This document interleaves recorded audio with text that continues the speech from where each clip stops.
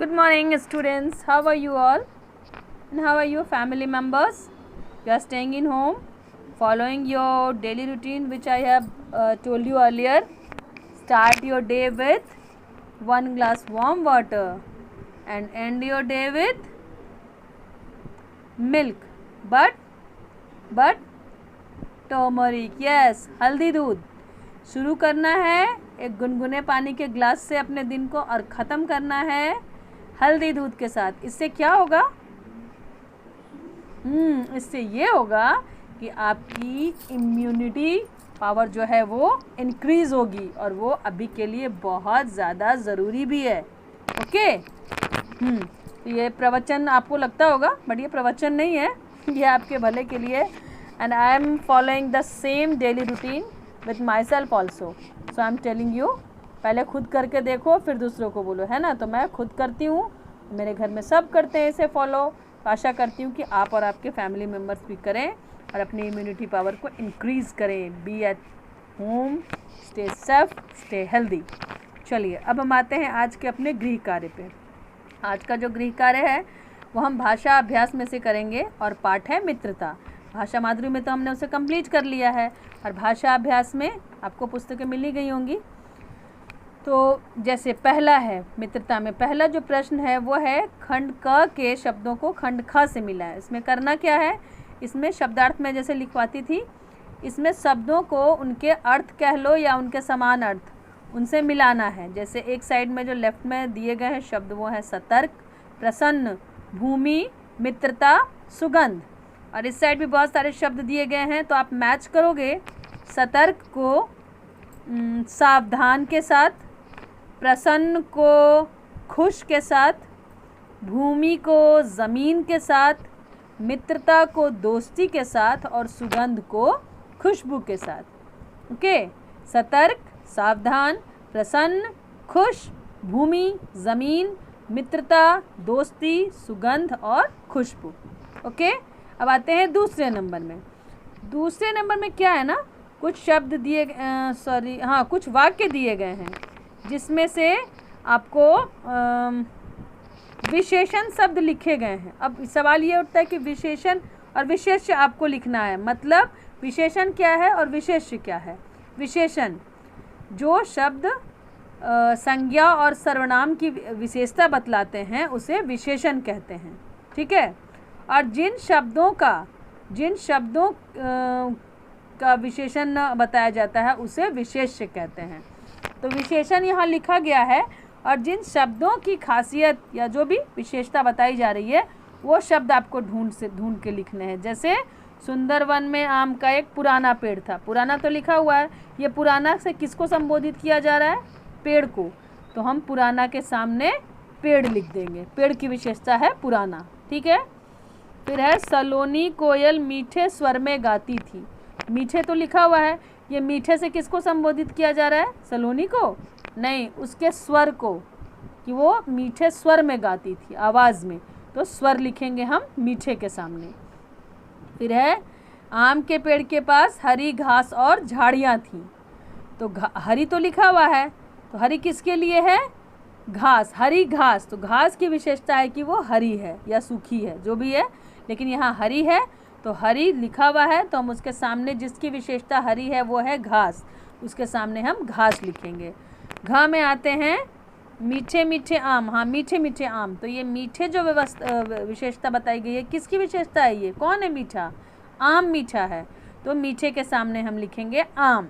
इस तरह जो शब्द हुए, पुराना पेड़, मीठे स्वर, हरी घास और मीठे आम. पुराना, मीठे, हरी, पुराना, मीठे, फिर हरी, फिर मीठे, ये हो गए विशेषण शब्द. पेड़, स्वर, घास, आम, ये हो गए विशेष्य. ठीक है. अगला आते हैं हम. अगला में है आपको क्या लिखना है? विशेषण ढूंढ के लिखना. उसमें विशेष्य लिखा हमने, अब विशेषण ढूंढ के लिखना है. और शब्द दिए गए हैं ऊपर.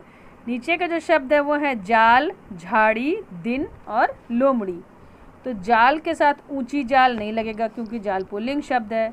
बड़ा जाल हो सकता है, बड़ा जाल. Very good. बड़ा जाल. जाल के साथ हम बड़ा ही लगाएंगे। फिर झाड़ी है, झाड़ी के साथ बूढ़ी नहीं, बड़ा झाड़ी नहीं, ऊंची झाड़ी लगाएंगे, ठीक है। फिर दिन के साथ हम बड़ा दिन लगाएंगे और लोमड़ी के साथ बूढ़ी लोमड़ी, ठीक है।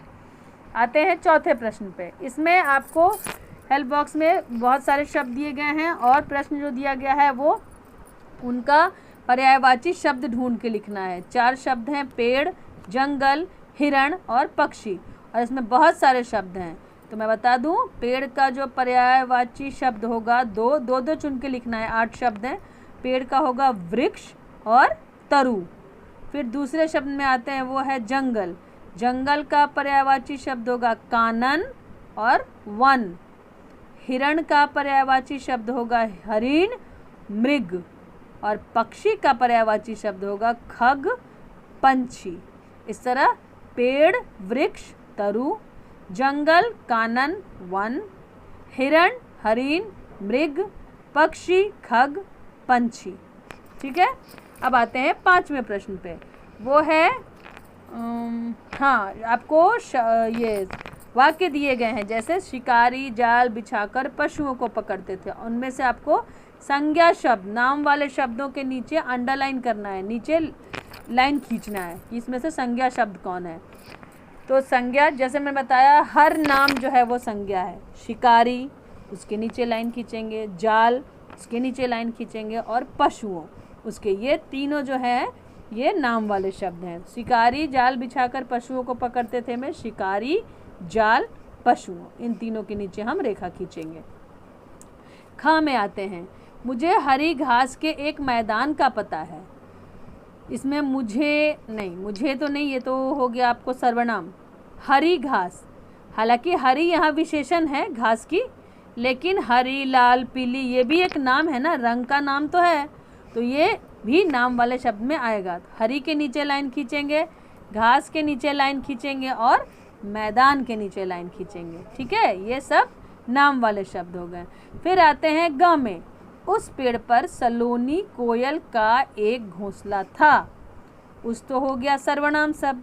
पेड़ नाम है, पेड़ के नीचे खींचेंगे। सलोनी कोयल का नाम था, सलोनी के नीचे लाइन खींचेंगे।